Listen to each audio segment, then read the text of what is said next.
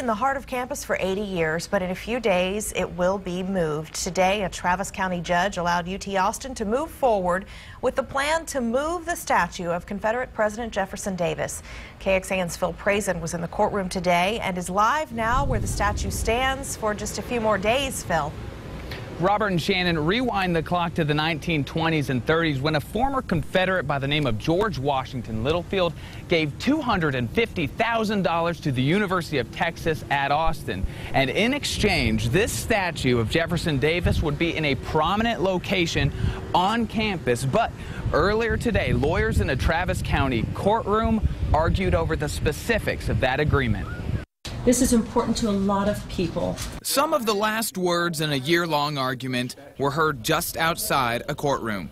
Members of the Sons of Confederate Veterans who couldn't fit in the packed room watched on the media pool feed outside. The decision, The court is going to deny the temporary injunction, didn't go their way. Not really frustrated, not really mad, not discouraged. But like I said, I mean, you're talking about a higher institution that should know the truth, that are teaching our kids falsehoods, and that's the major issue there. Judge Crump of the 250th District Court ruled the Sons didn't have standing to sue and would not be harmed by moving the 80-year-old statue. She agreed with the lawyers from the University of Texas that the future home for the statue, the Briscoe Center for American History, is also a prominent location.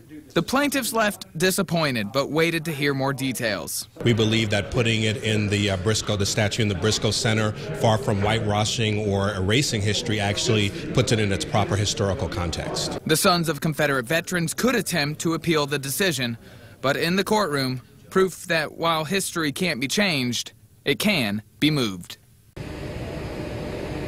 So where do we go from here? The contractor says it will cost $19,000 to move this statue, and it will be held in the facilities building on campus for 18 months, being refinished and spruced up in time for the renovations to be finished and opening of the new Briscoe Center for American History.